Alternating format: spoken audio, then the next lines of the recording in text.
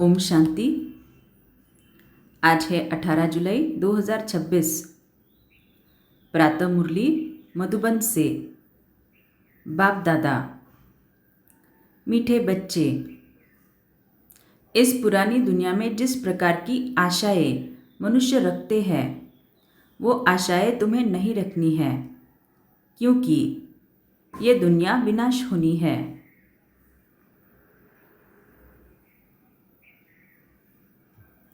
प्रश्न, संगम युग पर कौन सी आश रखो तो सब आशाएं सदा के लिए पूरी हो जाएगी।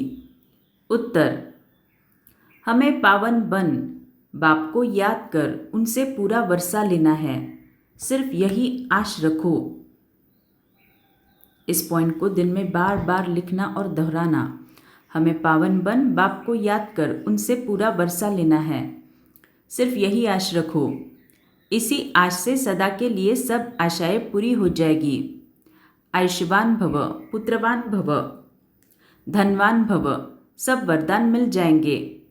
सतयुग में सब कामनाएं पूरी हो जाएगी। गीत, तुम ही हो माता पिता तुम ही हो। ओम शांति। मीठे मीठे रूहानी बच्चों अर्थात आत्माओं प्रति परम पिता परमात्मा ये समझा रहे हैं। तो ब्रह्मा के तन में बैठ शिव बाबा हमें समझा रहे हैं। तुम जानते हो बेहद का बाप हमको वरदान दे रहे हैं। वो लोग आशीर्वाद देते हैं, पुत्रवान भव, आयुष्मान भव, धनवान भव। अब बाप तुमको वरदान देते हैं, आयुष्मान भव, आयुष्मान भव। तुम्हारी आयु बहुत बड़ी होगी। वहाँ पुत्र भी होगा तो वो सुख देने वाला होगा। यहाँ जो भी बच्चे हैं दुख देने वाले हैं। सतयुग में जो बच्चे होंगे सुख देने वाले होंगे। अभी तुम बच्चे जानते हो बेहद का बाप बेहद का सुख का वर्षा दे रहे हैं।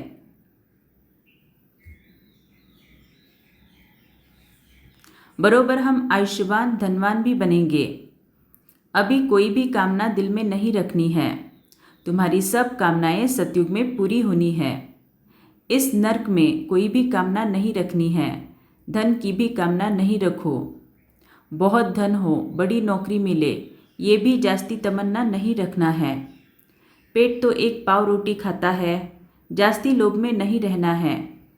जास्ती धन होगा तो वह खत्म हो जाना है। बच्चे जानते हैं बाबा हमको स्वर्ग का मालिक बनाते हैं। अब बाप कहते हैं दे दान तो छूटे ग्रहण। कौन सा दान दो? ये 5 विकार है, ये दान में देने हैं तो ग्रहचारी छूट जाए और तुम 16 कला संपूर्ण बन जाओ। तुम जानते हो हमको सर्वगुण संपन्न 16 कला संपूर्ण यहाँ बनना है। तो ऐसे नहीं कि सतयुग में जाके हम 16 कला संपूर्ण बनेंगे, नहीं, उसके लिए पुरुषार्थ यहीं पे करना है। विकारों का दान देना पड़ता है। बच्चों को बाप कहते हैं मीठे बच्चे, कोई आश कोई भी नहीं रखो सिवाय बेहद के बाप से बेहद का वर्षा लेने।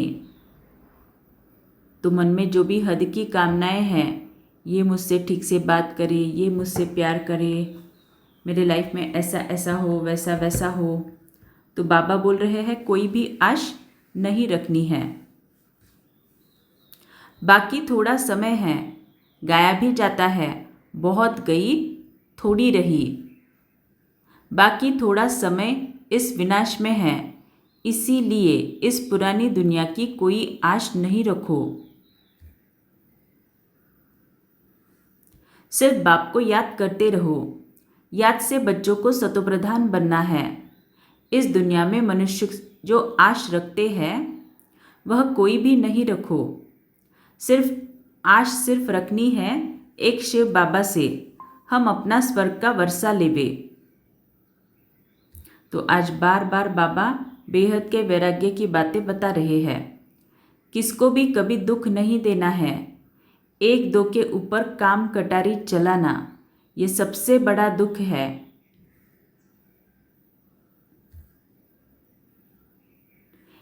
इसीलिए सन्यासी लोग स्त्री से अलग हो जाते हैं। कहते हैं इनसे छोड़ दिया, इसने छोड़ दिया है। इस समय रावण राज्य है। इस समय रावण राज्य में सब पतित पाप आत्माएं हैं। अभी समय बहुत कम है। तुम अगर बाप की श्रीमत पर नहीं चलेंगे तो श्रेष्ठ नहीं बनेंगे।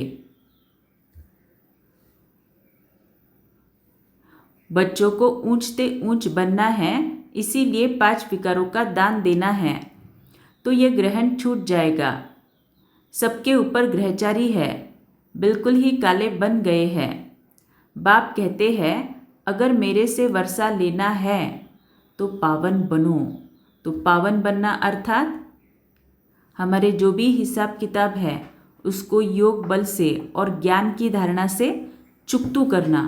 जब इस विधि से हम चुकतू करते हैं तो संपूर्ण पवित्र पावन बनकर अशरीरी बनकर घर जाते हैं। द्वापर से लेकर तुम पतित बनते बनते सतोप्रधान से तमोप्रधान बन पड़े हो। तब तो गाते हैं पतित पावन आओ, आकर हमें पावन बनाओ। तो बाप फरमान करते हैं बच्चे अब पतित नहीं बनो, काम महाशत्रु को जीतो। इससे ही तुमने आदि मध्य अंत दुख को पाया है। बाप कहते हैं तुम स्वर्ग में बिल्कुल पवित्र थे, अब रावण की मत पर तुम पतित बने हो। तब तो देवताओं के आगे जाकर उन्होंने महिमा गाते हो कि आप सर्वगुण संपन्न, संपूर्ण निर्विकारी और हम विकारी है। निर्विकारी होने से सुख ही सुख है। अब बाप कहते हैं अब हम आए हैं तुम बच्चों को निर्विकारी बनाने।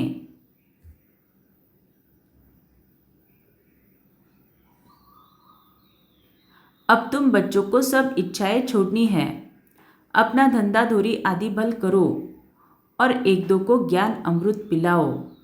तो ज्ञान अमृत पिलाना अर्थात ज्ञान को यूज़ करना। जब हम ज्ञान को यूज़ करते हैं तो आत्मा से उस धारणा के वाइब्रेशन सभी आत्माओं को मिलती रहती है। तो एक दो को ज्ञान अमृत पिलाओ। गाया भी जाता है अमृत छोड़ विष काहे को पिए, माना ज्ञान की धारणा करना यह है अमृत पीना। तो ये छोड़ के विष काहे को पिए, माना विकारों के वश होकर विकर्म क्यों करे। बाप कहते हैं कोई भी कामना नहीं रखो, हम याद की यात्रा से पूरे सतोप्रधान बन जाएंगे। 63 जन्म जो पाप किए हैं वो याद से ही खलास होंगे।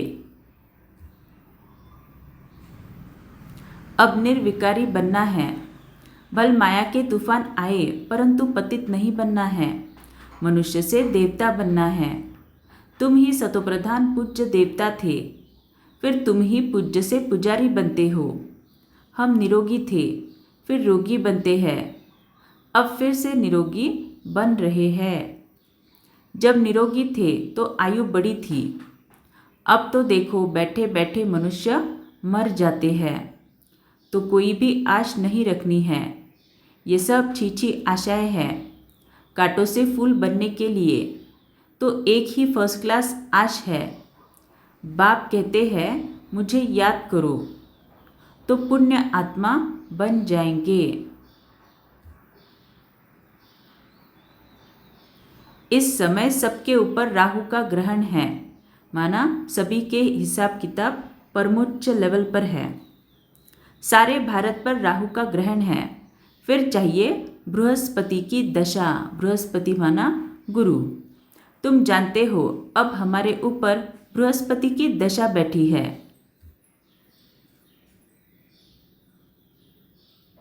भारत स्वर्ग था ना, सतयुग में तुम्हारे ऊपर बृहस्पति की दशा थी। इस समय है राहु की दशा। तो इस संगम युग पर हम आत्माएं, बृहस्पति माना गुरु, तो हमारा गुरु कौन है? शिव बाबा सतगुरु। तो इस संगम युग पर हम सतगुरु की श्रीमत पर चलकर जो भी कर्म करते हैं उससे हमारा श्रेष्ठ प्रारब्ध बनता है, तो उसी को कहते हैं बृहस्पति की दशा। तो सतयुग में तुम्हारे ऊपर बृहस्पति की दशा थी, इस समय है राहु की दशा। तो राहु की दशा माना हमने पांचों विकारों को यूज करके जो भी विकर्म पाप कर्म किए, जिसकी भोगना हम अभी कर्म भोग के रूप में भोग रहे हैं, तो उसको बाबा बोलते हैं राहु की दशा। अब फिर बेहद के बाप से बृहस्पति की दशा मिलती है। बृहस्पति की दशा में 21 जन्मों का सुख रहता है। तो सतगुरु के श्रीमत पर चलने से हम जो श्रेष्ठ कर्म करते हैं उसका फल हमें 2500 साल तक मिलता रहता है। त्रेता में है शुक्र की दशा। जो जितना याद करेंगे, बहुत याद करेंगे, तो बृहस्पति की दशा होगी। यह भी समझा दिया है अब सबको वापस घर जाना है, इसलिए बाप को याद करते रहो तो विकर्म विनाश हो और तुम उड़ने लायक बनो। माया ने तुम्हारे पंख काट दिए हैं। अब तुमको मिलती है ईश्वरीय मत, जिससे तुम सदा सुखी बनते हो। ईश्वरीय मत पर तुम स्वर्ग के मालिक बनते हो, विश्व की बादशाही ले रहे हो। ईश्वरीय मत मिलती है कि बाप को याद करो तो अंतमति सो गति हो जाएगी। याद से ही विकर्म विनाश हो जाएंगे, पवित्र बन जाएंगे। पवित्र आत्मा ही स्वर्ग के लायक बनेगी। वहाँ तुम्हारा शरीर भी निरोगी होगा, आयु भी बड़ी होगी, धन भी बहुत होगा। वहाँ कभी धर्म का बच्चा नहीं बनाते। बाप कहते हैं आयुष्मान भव, संपत्तिवान भव, पुत्र भी एक जरूर होगा। तो बाबा सतयुग की बातें बता रहे हैं।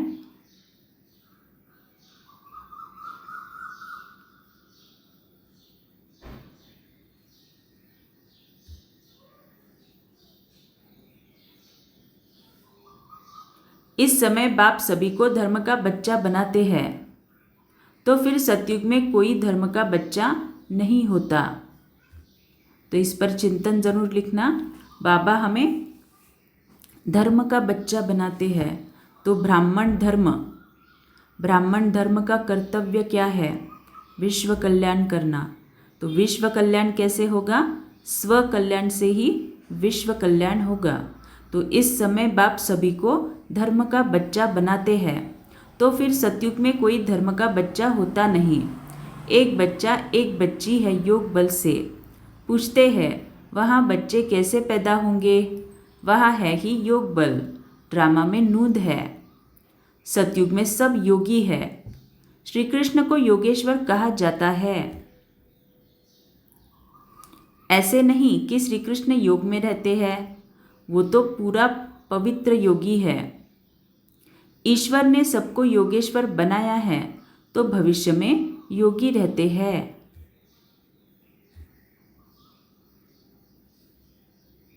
बाप ने योगी बनाया है। योगियों की आयु बड़ी रहती है, भोगियों की आयु छोटी होती है। ईश्वर ने बच्चों को पवित्र बनाए, योग सिखाकर देवता बनाया है। इनको कहा जाता है योगी। तो बाबा गहरे ज्ञान के राज बता रहे हैं, उसको फिर से रिपीट करके उसके ऊपर चिंतन जरूर करना।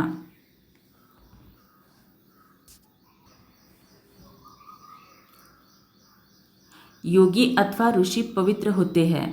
तुमको समझाया जाता है तुम हो राज ऋषि, राजयोग सीख रहे हो राजाई पद पाने के लिए। इस समय बाप को याद करना है। यहाँ कोई उल्टी आश नहीं रखनी है कि बच्चा पैदा हो, फिर भी विकार में जाना पड़े ना, काम कटारी चलानी पड़े। देह अभिमानी काम कटारी चलाते हैं, देही अभिमानी काम कटारी नहीं चलाते हैं। बाप समझाते हैं पवित्र बनो, आत्माओं से बाप करते हैं। अब ये काम कटारी नहीं चलाओ, पवित्र बनो, तो तुम्हारे सब दुख दूर हो जाएंगे। तो यहाँ पे काम कटारी माना, एक तो काम विकार में जाना और दूसरा हद की कामनाएं, हद की इच्छाएं रखना। ये दोनों प्रकार के काम कटारी हमें नहीं चलानी है। पवित्र बनो तो तुम्हारे सब दुख दूर हो जाएंगे। तुमको स्वर्ग का मालिक बनाते हैं। बाप कितना सुख देते हैं। बाप से तो पूरा वर्षा लेना चाहिए। बाप तो गरीब निवाज है। गाया भी जाता है, सुदामा ने 2 चपटी चावल दी तो महल मिल गए। बाबा 21 जन्मों के लिए वर्षा देते हैं। ये भी समझते हो अब सबको वापस जाना है। शिव बाबा की स्थापना के कार्य में जितना जो मदद करे, तो शिव बाबा की स्थापना के कार्य में कैसे मदद करेंगे? तन मन धन से। उसमें भी सबसे इम्पोर्टेंट मदद है खुद के विकारों को, आत्मा के अंदर से जो भी विकार है उन विकारों को भस्म करना। तो उन विकारों को भस्म कैसे करेंगे? स्व परिवर्तन से। और स्व परिवर्तन के लिए ज्ञान का बल और योग का बल। तो शिव बाबा की स्थापना के कार्य में जितना जो मदद करे। घर में यूनिवर्सिटी व हॉस्पिटल खोलो। बोर्ड पर लिख दो, बहनों और भाइयों 21 जन्म के लिए एवर हेल्दी और वेल्दी बनना है तो आकर समझो। तो बाबा ने यहाँ पे बोर्ड पे लिखने के लिए कहा है, लेकिन अगर आप बोर्ड बना नहीं सकते तो कम से कम डायरी में तो लिख सकते हैं। डायरी में भी ये पॉइंट को अगर आपने नोट किया तो इस पॉइंट के वाइब्रेशन विश्व की हर आत्मा को मिलती रहेगी। हम 1 सेकेंड में एवर हेल्दी वेल्दी बनने का रास्ता बताते हैं। तुम सर्जन हो ना? सर्जन बोर्ड तो ज़रूर लगाते हैं, नहीं तो मनुष्य को कैसे पता पड़े? तुम भी अपने घर के बाहर में बोर्ड लगा दो। कोई भी आए उसको 2 बाप का राज समझाओ। हद के बाप से हद का वर्षा लेते आए हो। बेहद का बाप कहते हैं माँ में कम याद करो तो बेहद का वर्षा मिलेगा। प्रोजेक्टर प्रदर्शनी में पहले यह समझाओ, इस पुरुषार्थ से तुम ये बनेंगे। अब है संगम, कलयुग से सतयुग बनना है। तुम भारतवासी सतोप्रधान थे, अब तमोप्रधान बने हो। अब बाप कहते हैं मुझे याद करो तो तुम स्वर्ग के मालिक बनेंगे। अक्षर ही 2 है, अल्फ को याद करो तो बेबादशाही तुम्हारी। इस याद से खुशी में रहेंगे। इस छीछी दुनिया में कोई भी प्रकार की आश नहीं रखो। यहाँ तुम पुरुषार्थ करते हो जीते जी मरने के लिए। वह तो मरने के बाद कहते हैं स्वर्गवासी हुआ। तुम सबको कहते हो हम स्वर्गवासी बनने के लिए बाप को याद करते हैं, उससे बेहद का सुख मिलता है। बाप को याद करने से तुम रोएंगे पीटेंगे नहीं। तूफान माया के आते हैं, उसका ख्याल नहीं करो। माया के तूफान तो आएंगे, ये है युद्ध। संकल्प विकल्प आते हैं तो मुफ्त में टाइम जाता है। तूफान तो पास हो जाएगा, सदैव थोड़े ही रहेगा।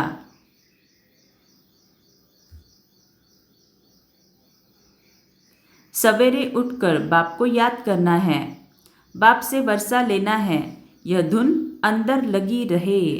तो जब रात को सोते हो, चाहे कितनी भी देर हो जाए, एक संकल्प होता है कि मुझे रात को 12 बज गए सोने के लिए, 1 बज गए, अभी 4 बजे उठूंगी तो मेरी नींद पूरी नहीं होगी। ऐसा संकल्प करके सोओगे तो उठोगे भी नहीं, और उठोगे तो योग भी नहीं करोगे।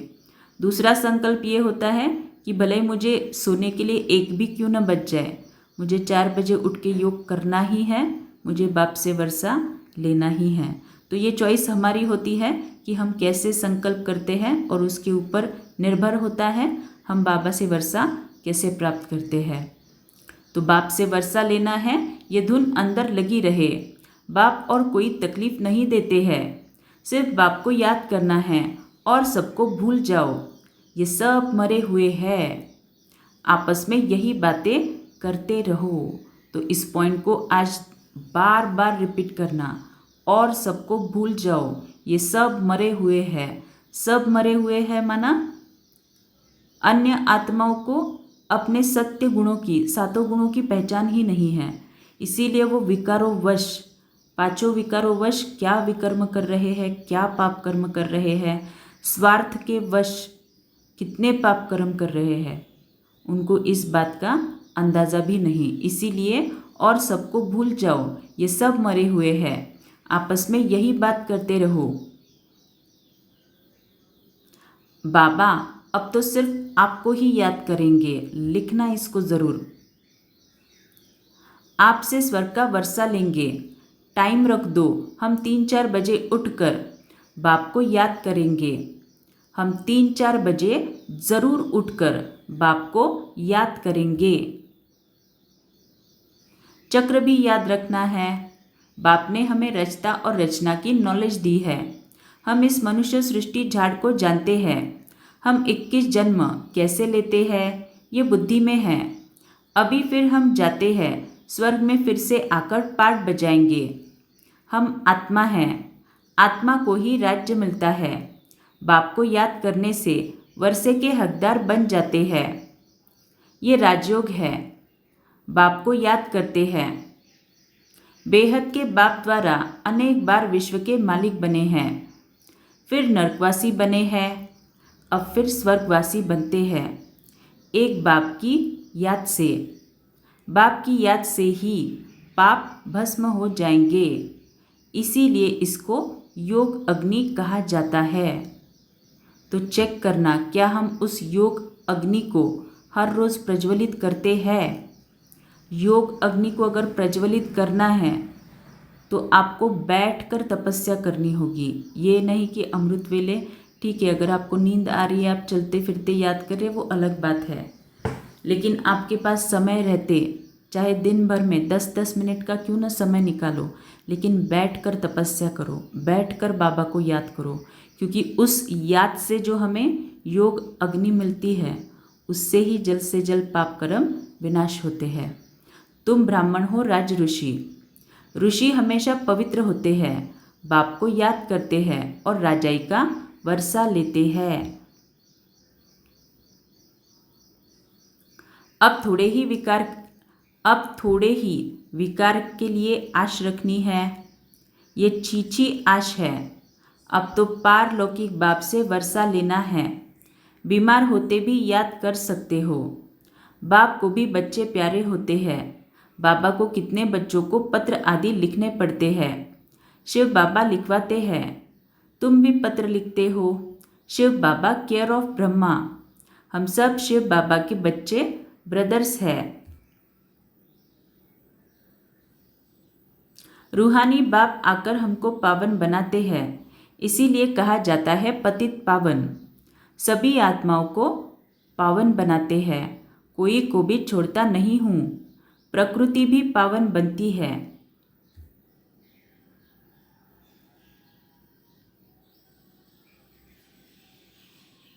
तुम जानते हो सतयुग में प्रकृति भी पावन रहेगी। अभी शरीर भी पतित है, तब तो गंगा में शरीर धोने जाते हैं, लेकिन आत्मा तो पावन होती नहीं, वह तो होगी योग अग्नि से। अच्छा,